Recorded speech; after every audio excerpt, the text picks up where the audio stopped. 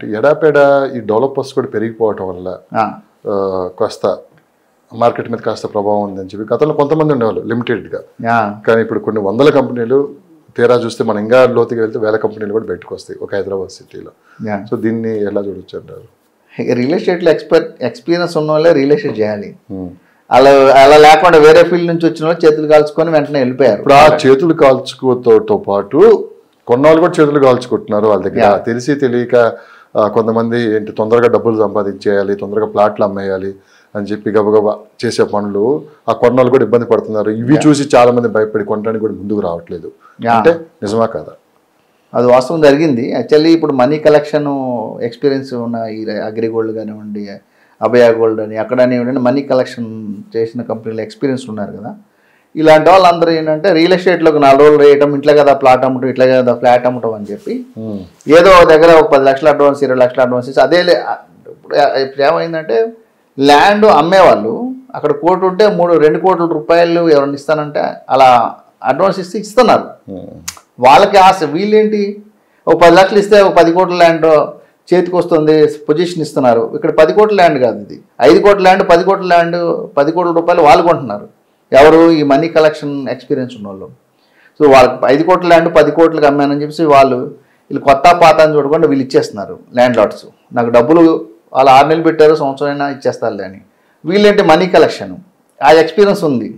ఆ ఎక్స్పీరియన్స్లో అక్కడ బోర్డులు పెట్టడం, మంచి డిజైన్ చేయడం, మనీ కలెక్షన్ చేయడం. కస్టమర్లు ఎలా ఉన్నారంటే అక్కడ ఎక్స్పీరియన్స్ ఉన్న బిల్డరు డిఎస్ఆర్ కానివ్వండి, వంశీరామ్ కానివ్వండి, లేకపోతే మైహూమ్ కానివ్వండి, ఇలాంటి బ్రాండ్ నేమ్ కంపెనీలు ఆ పక్కన వాళ్ళు 6,000కి అమ్ముతుంటే వీళ్ళు 3,000కి ఇస్తానని స్టార్ట్ చేస్తే వీళ్ళ దగ్గరికి వెళ్ళి కొంటున్నారు. కానీ కస్టమర్లకు అదే నేను మొత్తుకొని చెప్తా ఉంటాను ఒక్కోసారి.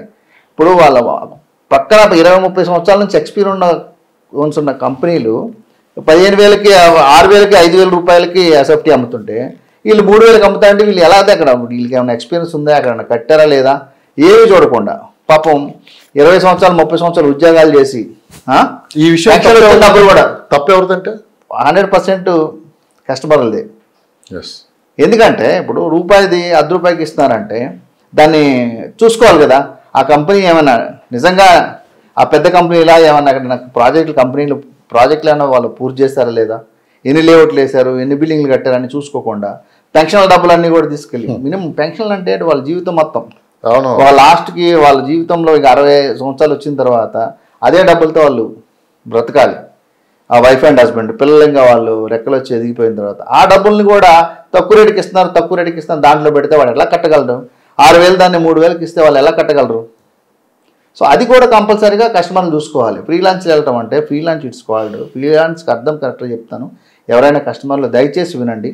ఫ్రీలాన్స్ అంటే ఒక పెద్ద కంపెనీ ఏదైనా ప్రెస్టేజ్ కానివ్వండి, గోద్రేజ్ కానివ్వండి, లేకపోతే ఎట్లా మైహూమ్ కానివ్వండి, మైహూమ్ వల్ల అంటే అసలు ఫ్రీలాన్స్ వెళ్ళరు.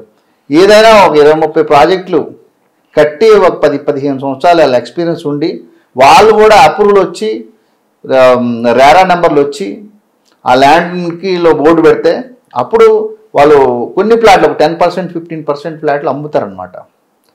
అప్పుడు అవుట్రేట్కి ఇంకా ఫస్ట్లోనే మొత్తం డబ్బులు కడితే, ఇంకా లోన్కి వెళ్ళకుండా ఫస్ట్లోనే మొత్తం డబ్బులు కడితే, ఫ్లాట్ టోటల్ సేల్ కాస్ట్ కడితే వాళ్ళు ఇస్తారు. That's called is a freelance. అది కూడా మామూలుగా ఇప్పుడు చేయొద్దు అని అంటున్నారు.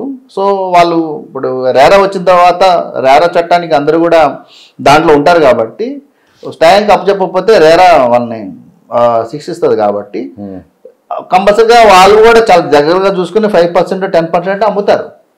ఇప్పుడు వీళ్ళు ఎవరైతే మనీ కలెక్షన్ బ్యాచ్ ఎవరైతే ఉన్నారో 5 కోట్ల ల్యాండ్ 10 కోట్లు కొంటానంటే వాళ్ళు ఎలాగైనా ఇస్తారు. వీళ్ళు ఏం చేస్తున్నారు, 6,000 దాన్ని 3,000కి ఇస్తున్నారు అనగానే కస్టమర్లు పాపం పరుగుల మీద వచ్చి మొత్తం డబ్బులు కట్టి ఎన్ని రోజులైనా కానీ ఆ ల్యాండ్లో పర్మిషన్లే ఉండవు కదా, పర్మిషన్లు ఉండవు, డెవలప్మెంట్స్ ఉండవు. ఎన్ని రోజులైనా వాడి దగ్గర అంటే అద్దాలు పెట్టి ఒక ఆఫీస్ పెడతారు. అంటే ఆ ఆఫీస్ చూసి సైట్ వస్తుందా? కాఫీ ఇస్తారు, పార్టీ ఇస్తారు, అన్నీ ఇస్తారు, డబ్బులు మొత్తం కట్టించుకుంటారు. వాళ్ళకి చివరికి తెలుస్తుంది మనం మనీ అయితే కలెక్ట్ చేశాను కానీ అక్కడ కన్స్ట్రక్షన్ కాస్ట్ ఎంత ఉంది, అప్రూవల్స్ ఎంత అయినాయి, రేపొద్దున ఇంట్రెస్ట్లు ఎంత అవుతాయి, అసలు ఈ ప్రాజెక్ట్ మొబిలైజేషన్ ఎంత అవుతుంది, దీన్ని ఎట్లా చేయాలి అని ఒకసారి వాళ్ళకు ఇదయ్యేసరికి తలబట్టుకుంటారు వాళ్ళు. అదే ఎక్స్పీరియన్స్ బిల్డర్ అయితే అంత తప్పు చేయరు. 6,000 ఉన్నదని 3,000కి అమ్మడు, 3,000కి అమ్మడు, అట్లాంటి తప్పుడు ప్రచారాలు చేయరు. సో దానివల్ల కస్టమర్లే జాగ్రత్తగా ఆలోచించాలి. ఇంత చదువుకొని డిగ్రీలు పీజీలు ఒక ఆఫీసర్ రేంజ్లో ఉన్నోళ్ళు కూడా పాపం ప్లాకార్డులు పెట్టుకొని నేను చాలామందిని చూశాను నష్టపోయిన వాళ్ళు. ఇప్పుడు ₹1,00,000 2,00,000 శాలరీ వచ్చిన వాళ్ళు కూడా అదే చదువుకునే వాళ్ళు ఏదో భూమి ఏమో ఎక్కడ ల్యాండ్ అమ్మాడు, ఇక పంచి కట్టుకొని వచ్చాడు కట్టారంటే ఎవరూ లేరు. అట్లా ఒక మాట చెప్పారు, పంచి కట్టుకొని లేకపోతే ఎక్కడ ఏదన్నా టాపిక్ పని చేసిన వాళ్ళు ఎవరైనా నుంచి ఉంటారేమంటే అలా ఏం లేరు. అందరూ కూడా ఇంత హైఫోన్లు పట్టుకొని ప్లాకార్డులు పట్టుకుని నుంచుంటే ఎవరు తప్పు? కరెక్ట్ మాట చెప్పారు. అంటే వాళ్ళు చూసుకోవాలి కదా నేను అంటుంది. ఇప్పుడు ఎవరు తప్పు? 6,000 దాన్ని 3,000కి ఇస్తున్నాడు అంటే ఎందుకు ఇస్తున్నాడు? అసలు కన్స్ట్రక్షన్ కాస్ట్ ఎంత ఇవాళ రోజున నెట్లో అడిగితే చెప్తున్నది కదా, కన్స్ట్రక్షన్ కాస్ట్ చెప్తుంది, ల్యాండ్ కాస్ట్లు చెప్తున్నాయి. ల్యాండ్ కాస్ట్ ఎంత పడుతుంది, కన్స్ట్రక్షన్ కాస్ట్ మినిమం నాలెడ్జ్ ఉంటుంది కదా. అట్లాంటి వాళ్ళు ఎవరు కనిపించారు? పంచి కట్టుకొని ప్లాకార్డులు కొని ఉంచారు. అందరూ కూడా పెద్ద పెద్ద కంపెనీలో చేసి జిఎంలుగా చేసిన వాళ్ళు ప్లాకార్డులు పెట్టుకొని మా డబ్బులు పోయినాయి. మీరైతే ఒక మాట కరెక్ట్ చెప్పారు. అట్లా మేము కూడా MNCలో చేసే బయటకు వచ్చినాం.